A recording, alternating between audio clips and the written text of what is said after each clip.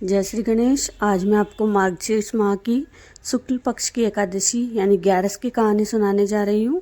अगर आपको पसंद आए तो लाइक और सब्सक्राइब करें। प्राचीन गोकुल नगर में बेसामक नाम का एक राजा राज्य करता था। इसके राज्य में चारों वेदों के ज्ञाता ब्राह्मण रहते थे। रात्रि को एक दिन स्वप्न में राजा ने अपने पिता को नरक में पड़े देखा। उसको सपने का बड़ा आश्चर्य हुआ। प्रातःकाल होते ही वह ब्राह्मणों के सामने अपनी सब स्वप्न कथा कहने लगे। हे ब्राह्मणों, रात्रि को मैंने अपने पिता को नरक में पड़े देखा। उन्होंने मुझसे कहा कि हे पुत्र, अब मैं नरक भोग रहा हूँ, मेरी यहाँ से मुक्ति करो। अब मैं क्या करूँ, कहाँ जाऊँ? इस दुख के कारण मेरा शरीर तप रहा है। आप लोग मुझे किसी प्रकार तप दान आदि करें जिससे मुझे मुक्ति प्राप्त हो। उस उत्तम पुरुष का जीना व्यर्थ है जो अपने पिता का उद्धार न करे। राजा के ऐसे वचनों को सुनकर ब्राह्मण बोले, हे राजन, यहाँ से करीब ही वर्तमान भूत भविष्य के ज्ञाता भरत नाम के एक ऋषि का आश्रम है। आप यह सब बातें उनसे जाकर पूछ लीजिए, वे आपको इसकी विधि बता देंगे।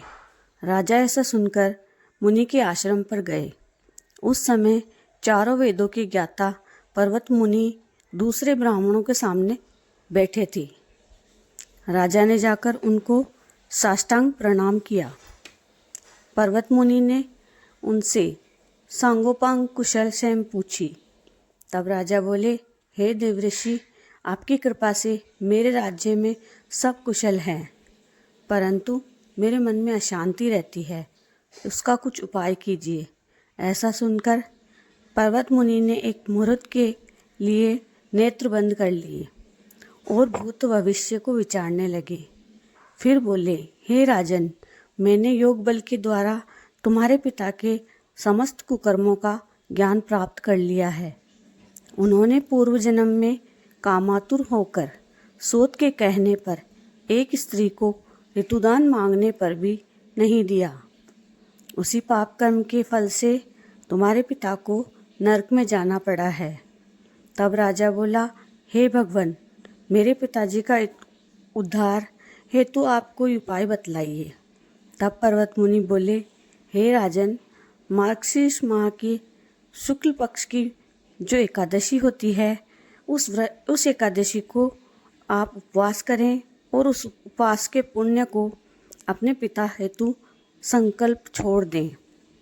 उस एकादशी के पुण्य के प्रभाव से अवश्य ही पर्वत मुनि के वचनों को सुनकर राजा अपने महल को आया और कुटुंब सहित मोक्षदा एकादशी का उपवास किया।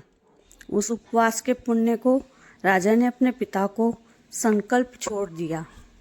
उस पुण्य के प्रभाव से राजा के पिता को मुक्ति मिली और स्वर्ग में जाते हुए वे अपने पुत्र को बोले, हे पुत्र, तेरा कल्याण हो। ऐसा कहकर वे स्वर्ग को चले गए।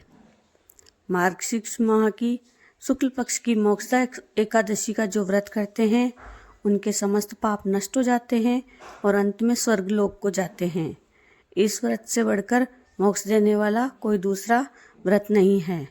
इस कथा को सुनने और पढ़ने से वाजपेयी यज्ञ का फल मिलता है। जय श्री गणेश।